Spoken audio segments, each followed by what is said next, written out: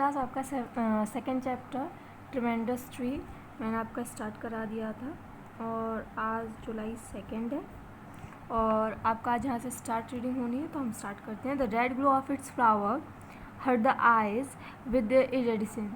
मतलब क्या है कि जो गुलमोहर का पेड़ था उस पर फल फूल सब आए हुए थे, तो उस पर जो रेड कलर के फ्लावर्स आए हुए थे उनका रंग काफ़ी भड़कीला था जो आँखों में चुभता सा था।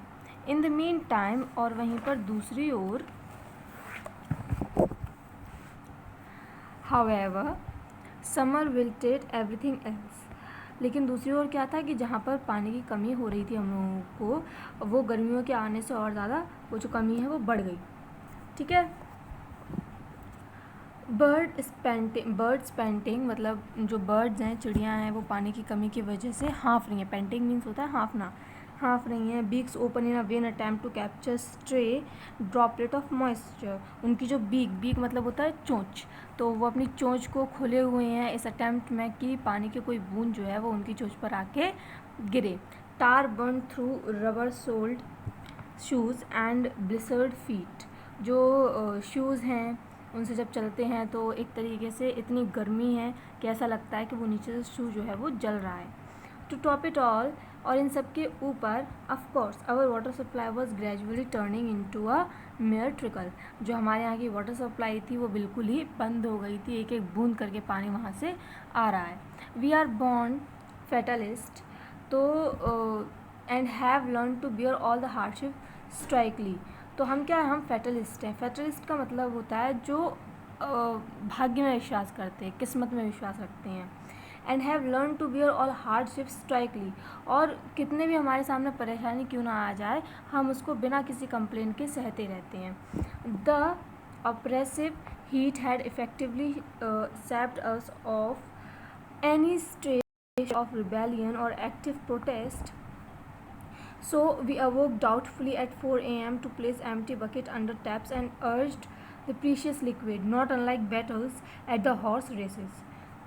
मतलब क्या था कि हमारे यहाँ पानी की इतनी ज़्यादा कमी हो गई थी कि लेकिन हम फेटलिस्ट थे, हम भगवान पर विश्वास रखते थे कि भगवान कृपा करेंगे तो पानी आएगा।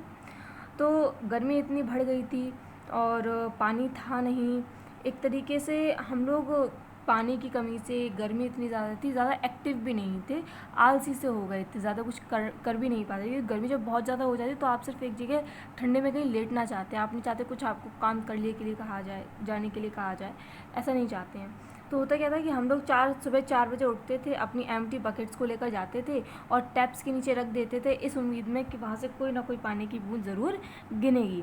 Not unlike bettors the horse races, जैसे कि हॉर्स रेस पर नहीं बेट लगाई जाती है, ठीक उसी तरीके से हम भी टैप के पास खड़े हो जाते थे और वेट करते थे कब पानी आएगा। It was only when people got about that we started hearing strange rumors that sounded so unreal to our ears and recent experience that it was decided something must be done. अब हुआ क्या कि इतनी सारी परेशानी होने के बाद लोगों को ये समझ में आ गया कि अब बैठने से कुछ नहीं होगा।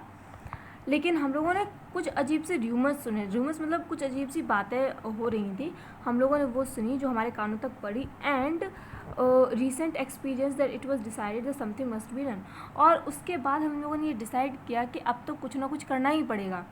The city management has done wonders this year. क्या चीज़ उन्होंने सुनी थी कि सिटी मैनेजमेंट है, उन्होंने बहुत अच्छे काम किए हैं। Few power cuts and no water shortage, ये र्यूमर्स थे, ये र्यूमर्स यहाँ पे दिए गए हैं कि पावर कट हैं, वो एक आध बारी बिजली वगैरह गई है, वरना पानी की सप्लाई तो 24 घंटे है।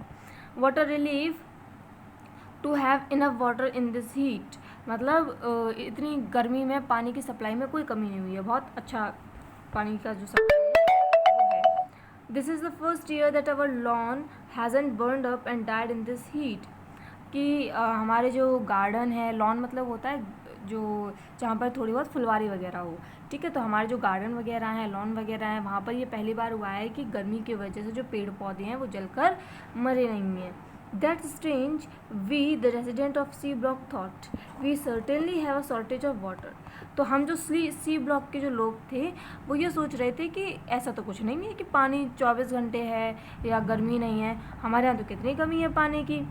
Various walk, morning, evening and afternoon dinner constitutional along with the fellow resident revealed an even more interesting fact.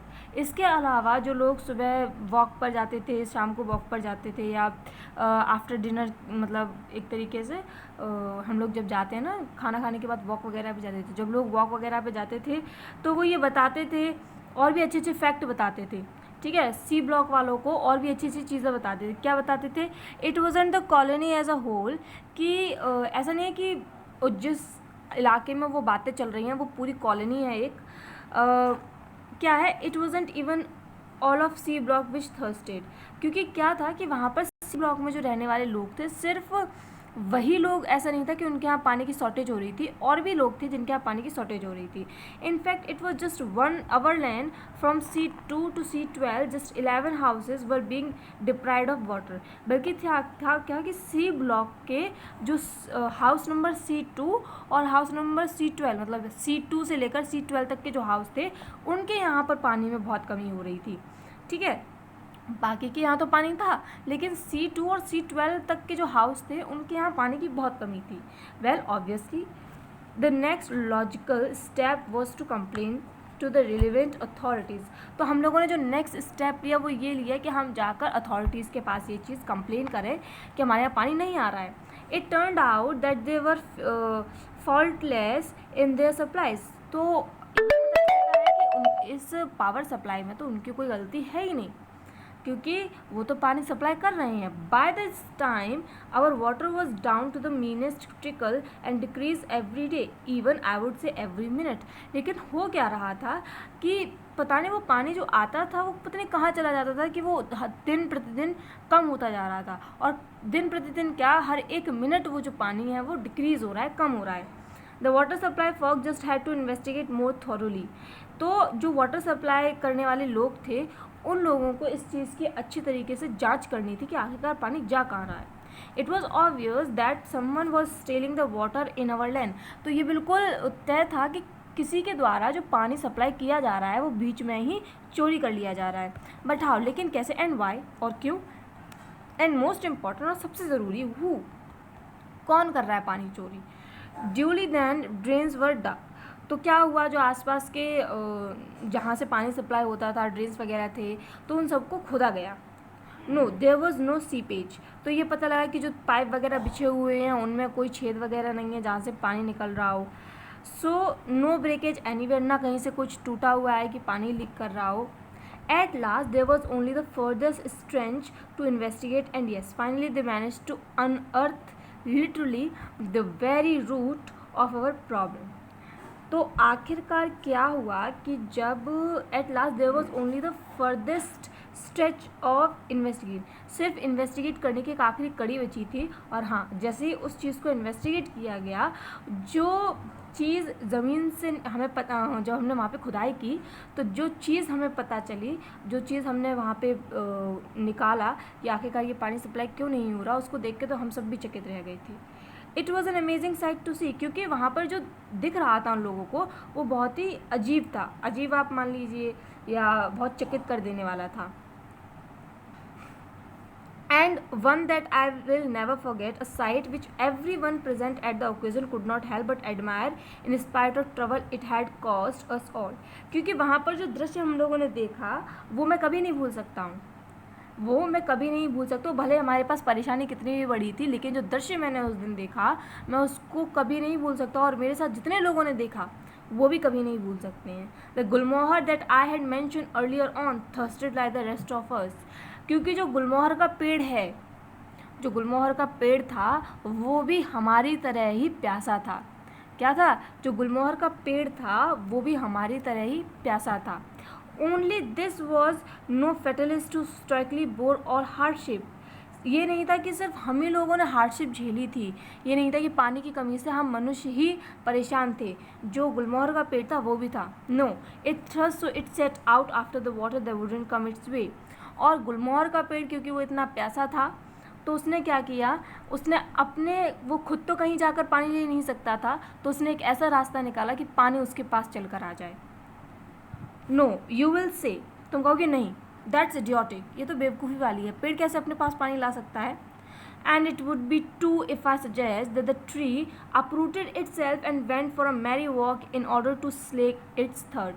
और आप लोगों को ये जान के और ज़्यादा अजीब लगेगा कि जो पेड़ था उसने अपने आप की जो जड़ें थी उनको वहाँ से हटाकर एक ऐसी जगह रख दिया, एक ऐसा रास्ता उसने बनाया पेड़ ने जहाँ से वो अपने आप को पानी की प्यास को पूरा कर सके, पानी की जो प्यास है उसकी उसको बुझा सके।